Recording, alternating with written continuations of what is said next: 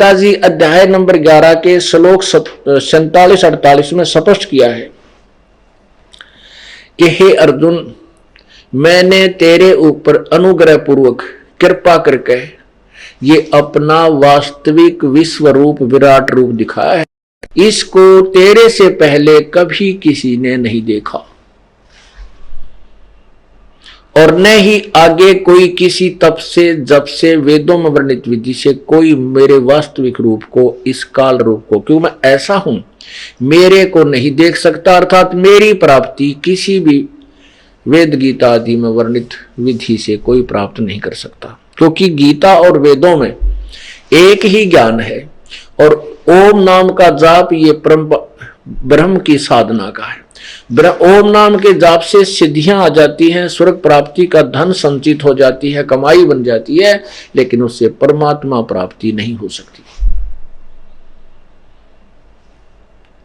इसलिए कहा है, पढ़िएगा अध्याय नंबर 11 और ये 46, 48 आपको स्पष्ट दिखा रहे हैं। हे अर्जुन, अनुग्रह पूर्वक मैंने अपनी योग शक्ति के प्रभाव से यह मेरा परम तेजो में सबका आदि और सीमा रहित विराट रूप तुझको दिखलाया है, जिसे तेरे अतिरिक्त दूसरे किसी ने पहले नहीं देखा था। अब क्या हुआ, इससे क्या स्पष्ट हुआ कि गीता जी के अध्याय नंबर 11 के श्लोक 47 में कहता है ये काल कि मैंने जो ये रूप दिखाया तेरे अतिरिक्त आज से पहले किसी ने नहीं देखा। यदि श्री कृष्ण जी बोल रहे होते, ये नहीं कहते कि ये रूप जो विराट रूप मैंने दिखा आज तक किसी को नहीं दिखाया अपना विराट रूप, क्योंकि कौरवों की सभा में अपना विराट रूप दिखा चुके थे और उसको देखने वाले बहुत से वह 100 तो कौरव थे, 101 और अन्य सैनिक भी थे। आगे क्या कहता है कि जो मेरा ये रूप है आगे भी नहीं देखा जा सकता, यानी मेरी प्राप्ति तो वेदों में वर्णित विधि से भी नहीं हो सकती। और यही कारण रहा है कि इन ऋषियों ने, महर्षियों ने वेदानुसार साधना की। पहले ओम नाम का जाप करके देखा, कुछ नहीं मिला। फिर जैसे भी काल ने बताया, आकाशवाणी की थी तप करो, फिर हठ घोर तप करके देखा, कुछ नहीं मिला। आखिर में अपनी सोच से, अपनी थ्योरी से एक लोक वेद बना दिया कि भगवान निराकार है, वो दिखाई नहीं देता। फाइनल फैसला कर दिया। अब कहते हैं नाचा ना जाए तो आंगन टेढ़ा। अब देखिएगा 48वें श्लोक में, गीता अध्याय नंबर 11,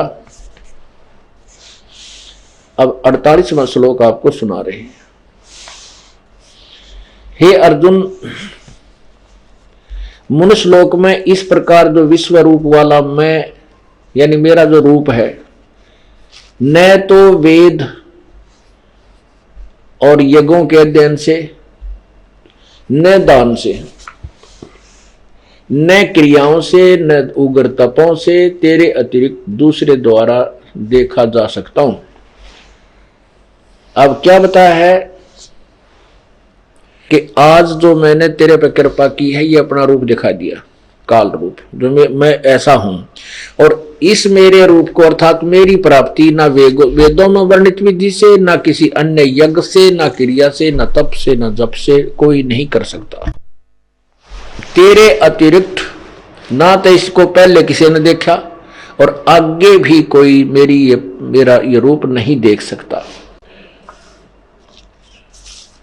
तो हमने जो अपना टॉपिक है, अपना जो विषय है, वो क्लियर करना है कि गीता जी का ज्ञान श्री कृष्ण ने नहीं, श्री कृष्ण में प्रवेश करके काल ने कहा। ये काल कौन है, ये सृष्टि रचना से समझ में आएगा ये काल कौन है। समय आने पर वो सृष्टि रचना भी आपको सुनाएंगे, क्योंकि पुण्यात्माओं ये एक पूरा कोर्स है जो कंटिन्यूस आप सुनोगे, घर में पुस्तक ले जाओगे, फिर उसमें भी पढ़ोगे, फिर आकर सुनोगे, फिर पढ़ोगे, तब जा करके सीडी वगैरह देखोगे, फिर आप निसंशय हो जाओगे और तब इस भक्ति को दृढ़ता से कर सकोगे। गीता जी अध्याय नंबर 2 के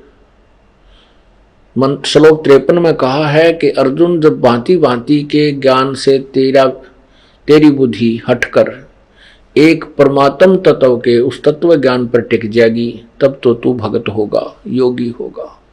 तो हमने भगत बनना है, और भगत वही होता है जो निसंशय होकर के और भक्ति पर लग जाए, फिर किसी के कहने से विचलित ना हो सके, क्योंकि सच्चाई जब हृदय में समा जाएगी फिर कोई भी उसको विचलित नहीं कर सकता। अभी तक आप किसी से बात कीजिए, उन्होंने दंत कथा सुनी हुई है, उनके पास कोई आधार ज्ञान नहीं है, वो 2 मिनट ट्या ट्या करके फेल हो जाते हैं, क्योंकि उनके पास कोई आधार नहीं है।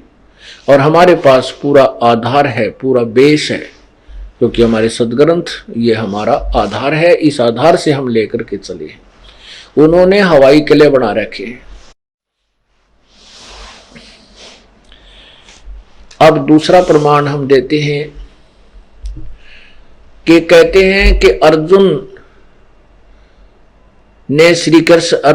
को श्री कृष्ण जी ने इसलिए युद्ध के लिए प्रेरित किया कि अर्जुन अक्षत्रिय धर्म को भूल रहा था, जिस कारण से अक्षत्रिय अपने कर्म से गिर जाते और अक्षत्रिय नष्ट हो जाते।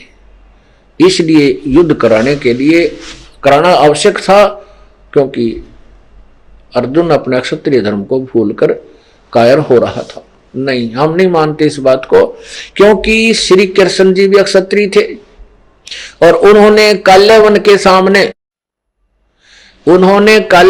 सामने हथियार डाल के और युद्ध का मैदान छोड़कर भाग गए थे श्री कृष्ण जी, जिस कारण से उनको रणछोड़ भगवान कहा जाने लगा। क्या महिमा कम होगी? अब क्या था कि काल्यवन ने मथुरा पर चढ़ाई कर दी और श्री कृष्ण कंस की मृत्यु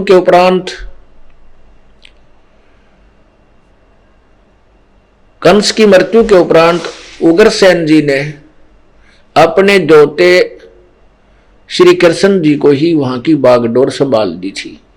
उधर से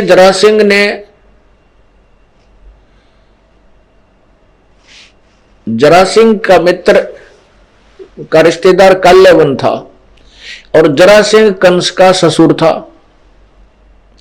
इस कारण से प्रतिशोध लेने के लिए काल्यवन ने मथुरा पर चढ़ाई कर दी और 18 करोड़ सेना ले आया। 18 करोड़ कौरव पांडवों की दोनों मिलकर 18 करोड़ थी, वो अकेला 18 करोड़ ले रहा। तो इसलिए श्री कृष्ण जी ने देखा कि ये तो बहुत जुल्म हो जाएगा, ना जाने कितने मनुष्य मर जाएंगे। इसलिए श्री कृष्ण जी को ने युद्ध छोड़कर भागना उचित समझा। कुछ ही दिन पहले नारद जी ने आकर के श्री कृष्ण जी को बताया था कि हे भगवान, यहां एक कंधरा है, गुफा, उस केव में एक मुचकंद नाम का राजा है। उसने सिद्धि शक्ति से भक्ति करके सिद्धियां प्राप्त कर रखी हैं। उसने वर मांग रखा है कि 6 महीने वो छुपकर सोता है और 6 महीने जागता रहता है। जागते ही वो युद्ध करने लग जाता है और 6 महीने जब सोता है तो वो इतनी गहरी निद्रा में सोता है कि यदि उस 6 महीने के दौरान उसे कोई बीच में जगा